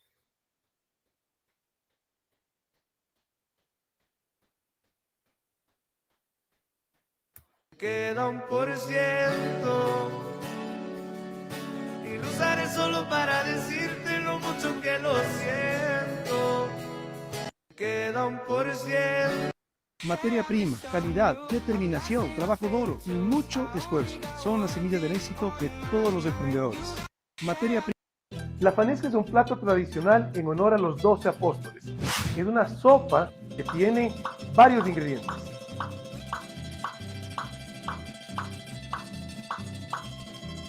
A disfrutar un rico plato ecuatoriano con sabor a cultura y tradición. Buen provecho.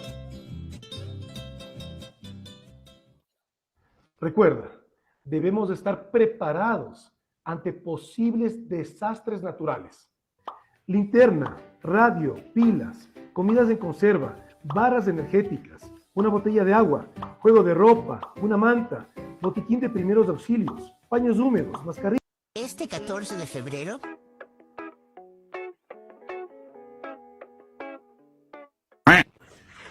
¡Saludable! Este 14 de febrero... Te han pintado el cielo hasta con pirotécnicos. Analicemos y conversemos. La reflexión nos ayuda a ver con claridad. Elige bien. ¿Sabías que? Aproximadamente 58% de los ciudadanos aún no ha decidido su voto. Más del 60% de los jóvenes aún lo está pensando. Alrededor del 76% de los votantes no conocen las propuestas de los candidatos. Revisemos las propuestas y analicemos, sin que nos dividan y nos lleven a los extremos de la polarización. Conversemos y debatamos con familiares y amigos. ¿Qué le conviene a tu parroquia, a tu ciudad, a tu provincia? Un voto a conciencia. ¿Qué nos conviene como país?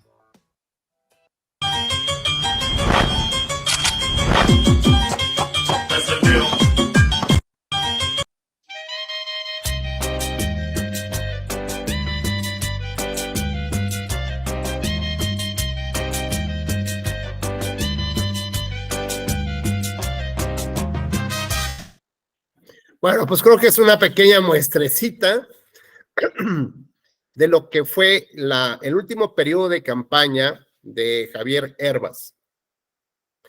Con este tipo de videos y de comunicación, logró pasar del último lugar, creo que era el lugar 7, octavo, porque son muchos partidos allá en Ecuador, llegó a estar en el tercer lugar de las elecciones. Ecuador tiene una segunda vuelta electoral. Si no alcanzas el 51% de los votos, pues entonces, digamos, la legitimidad democrática es débil y tienes que ir a una segunda vuelta electoral para reforzar justamente la validez de esa legitimidad que te dan las urnas. Y en esa segunda vuelta electoral, lo que normalmente pasa es una coalición de gobierno, no una coalición electoral. Esto implicaría que el primero y el segundo lugar tienen que sumar a los otros partidos políticos y sumar a sus militantes y a los simpatizantes para el efecto de que pues puedan obtener el triunfo en las elecciones, en esta segunda vuelta electoral. Pero claro, esto, digamos, genera, digamos, vender más caro el cariño, ¿no? El tratar de convencer a tus electores para que terminen votando a lo mejor por un partido que es pro vida cuando tus electores naturalmente defienden el aborto. Entonces, ¿cómo logro yo convencer como el candidato postulado por mi partido, cómo logro convencer a mi ciudadanía de que terminen dándole, o sea, que me voy a sumar con otros y que le terminen dando ese voto a esos otros? Bueno, pues solamente cuando se trata de una sociedad madura, pues le exigirán a Rubén, el candidato que se va a sumar, le van a decir, ¿y qué beneficios vamos a obtener de votar por ellos? Bueno, pues entonces significa que yo voy a tener que ser una alianza, no solamente para sacar al PRI de los pinos, ¿no? O sacar a Morena del gobierno, no, sino tiene que haber una alianza de gobierno para saber cuáles son las iniciativas que nos van a favorecer a nuestra comunidad, a lo mejor pelear por una secretaría, la Secretaría de la Función Pública, no sé. Es decir, cada quien va generando acuerdos necesarios dentro del gobierno para poder darles a cambio de su voto como tal. Bueno, pues Javier Herbas se quedó a casi nada de pasar a la segunda vuelta electoral. Y yo creo que, tal como decían sus propios asesores, si hubiera implementado este tipo de propaganda o de promoción unas semanas antes, tal vez le hubiera alcanzado, tal vez, para tener, digamos, esta como competencia más real. Hasta aquí, digamos, pues fue el éxito de demostrar que en los medios tradicionales su campaña nunca jaló. La oratoria, la retórica, el señalar cuáles eran sus compromisos de campaña, no tuvieron ningún éxito. Digamos, las grandes ventajas que tuvo ahora fue, o la pregunta que nos hacemos, Marifer, es, ¿qué comunicó? La imagen que creó finalmente fue como del tío cool. El tío que se echa sus chelas, hay otro donde se está tomando unas cervezas con los sobrinos y los amigos de los sobrinos y les habla un poco de que ahorren y que inviertan y no sé qué, ¿no? Entonces es el tío buena onda que se echa el cigarrito, te da dinero para ir al antro, el tío que puedes confiar en él cuando pues ya sientes que el mundo se te cae y que además ese tío se lleva con los políticos, con empresarios, ¿no? O sea, te puede orientar en dónde puedes invertir, qué puedes hacer como chavo, ¿no? Si tienes un tío así, todos quisiéramos tener un tío que así nos apoyara. Bueno, esa es la imagen que terminó vendiendo. Y un cuate que andaba en su patinete y que se ponía ¿cómo se llama? Su ropa para no ensuciarse y hacer un asado o cocinar pasteles. Y la comunicación política eso es, Marifer. ¿Qué opinas o qué opinan ustedes sobre este tipo de mensajes en una campaña? Maestro, yo considero que en la actualidad, según los porcentajes, ya hay más población joven que adulta, ¿no? Sí. Y si tomamos desde esa perspectiva o desde ese punto, por eso veo que ahora grandes personalidades de la política y también de otros actores, por ejemplo, de Hollywood, se tienen que de alguna manera acercar más a esa población para seguir vigentes, para darse a conocer, para darse a escuchar, porque a la población que está, digámoslo así, de moda actualmente, no le interesa tanto esa imagen formal que anteriormente que se manejaba. Ahora quieren alguien que dé una imagen más real, más, más cool, como dice usted, más accesible, ¿no? Me parece muy bien, y justo lo que viene señalando en tu mensaje, finalmente TikTok es una tendencia mundial, los políticos quieren quitarse esa forma acartonada, ¿no? Romper esa barrera, generar una mayor cercanía con la población, dando una imagen más accesible, dices hasta a veces chistosa, ¿no? Puede ser, es un tema de imagen. El asunto que estamos hablando es de la comunicación política. Es decir, de todo esto que viste, ¿qué nos deja el futuro presidente del Ecuador? ¿Qué nos deja el futuro presidente o diputado, no? Cuando lo que estamos pensando es que esto va a terminar convirtiéndose en un concurso de popularidad, ¿no? Como el chiste del avión, oiga, ¿no? Dice la Aeromoza, la jefa de Aeromosas, oiga, nuestro piloto y copiloto fueron envenenados, están desmayados. Vamos a hacer un concurso de a ver quién quiere manejar el avión, ¿no? A ver quién más votos tiene. No, sabes que te vas a estrellar, requieres a alguien que tenga la experiencia, la capacidad para poder conducir ese avión o ese país y no estrellarlo en la primera oportunidad que tenga. Entonces, me parece, digamos, como que interesante reflexionar hoy en nuestra sociedad qué es lo que queremos. ¿Queremos al chistoso en las campañas? ¿Queremos al popular en las campañas? Por ejemplo, apenas decía Cuauhtémoc Blanco, gobernador de Morelos, decía que él quería participar para ser jefe de gobierno en la Ciudad de México, porque dice que su popularidad arrasaría. Entonces, volvemos a que las elecciones son un concurso de popularidad. O creo que estamos ya tan alejados, digamos, del Estado, hay esta brecha que hoy votamos o votaríamos o estaríamos dispuestos a votar por perfiles que no nos garantizan la conducción adecuada del Estado, porque lo que está en juego no es un programa de televisión o un partido de fútbol. Lo que está en juego son los sueños de un estilo de vida al que Rubén Becerra quisiera llegar.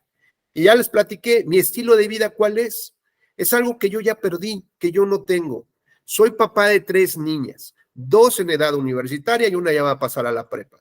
Y el estilo de vida que yo quisiera tener es tener la plena tranquilidad de que mis hijas, si van a un restaurante de moda, no las vayan a violar en un baño público, no las vayan a violar ahí.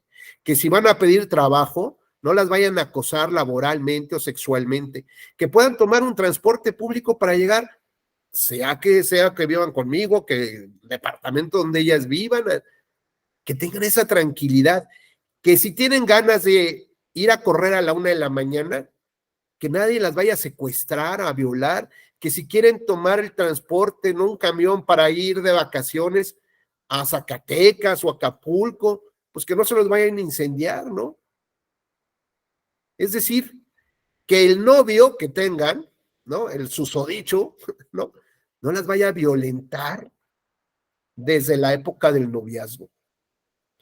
Ese es un estilo de vida que yo ya perdí. Es un estilo de vida que me encantaría recuperar, mi tranquilidad y la tranquilidad de ellas. Ya no hablo de una empresa, algo básico, y que además sé que yo me esfuerzo todos los días para lograr ese objetivo, pero que necesito esa correspondencia del Estado que se comprometa con esta necesidad de Rubén Becerra. Y voy a votar entonces por el payasito de la esquina, que es muy popular. ¿Él me va a dar eso?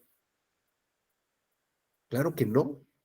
Entonces, cuando yo tengo claro que la democracia se trata del estilo de vida al que todos de manera legítima quisiéramos aspirar, soñar, tener un estilo de vida basado en ¿qué? Basado en libertades, basado en que no haya esclavitud, basado en que no haya violación a las mujeres, basado en la posibilidad de tener una sobremesa tranquila sin que nadie vaya a llegar a las 12 de la noche por mí y me vaya a secuestrar, ¿no? Por parte del gobierno porque soy opositor.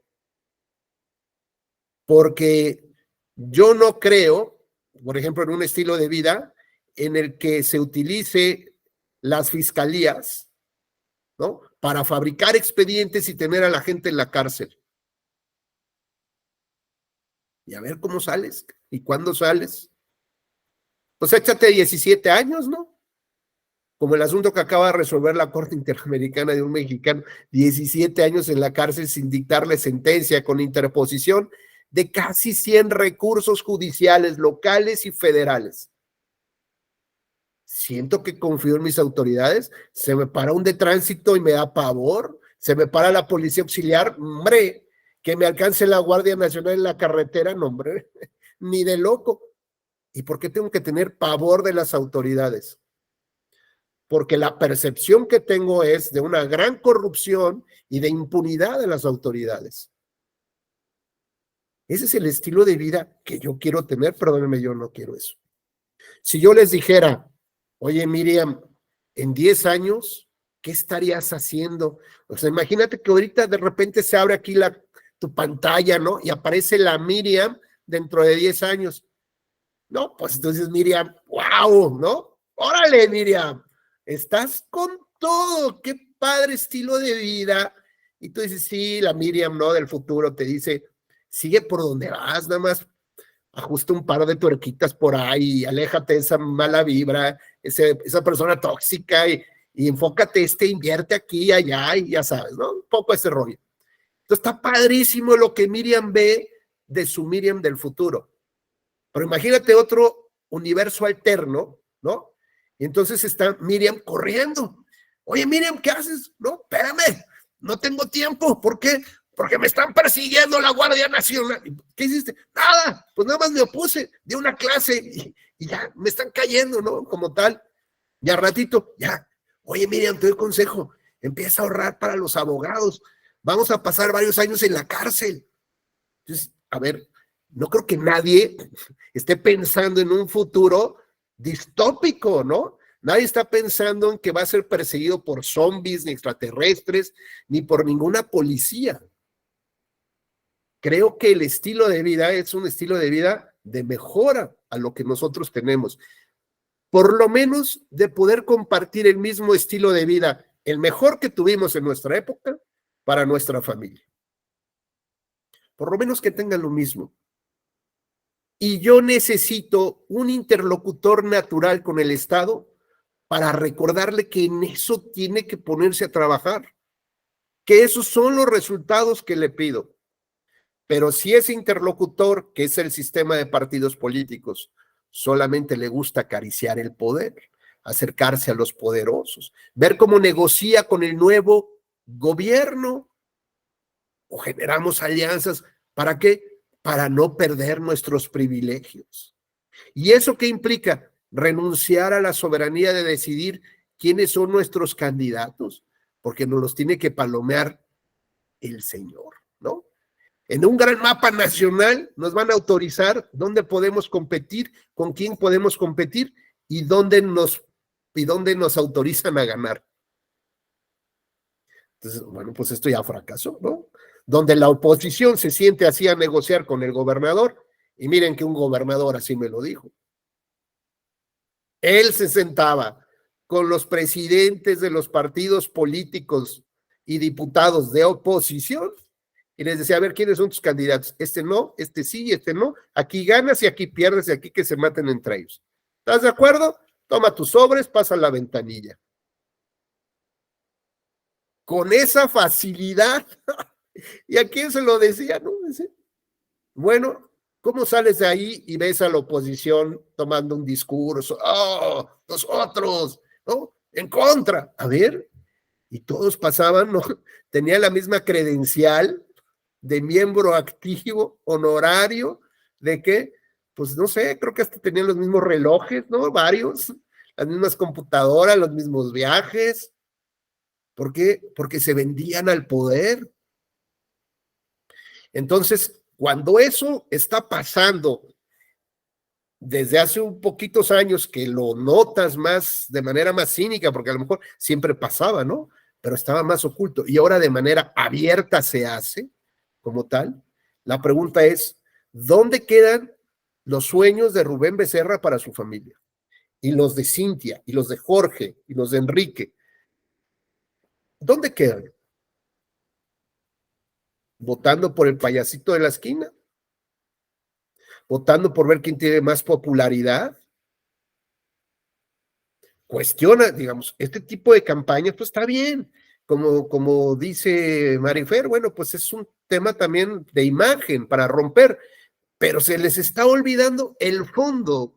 ¿Y el fondo cuál es? La discusión de tus programas de gobierno, de tus acciones de gobierno. ¿De dónde vas a sacar el dinero para poder lograr lo que quieres, no? Entonces es muy fácil aventar, por ejemplo, Miriam, es muy fácil aventar, decir, voy a darles más dinero a los jóvenes universitarios.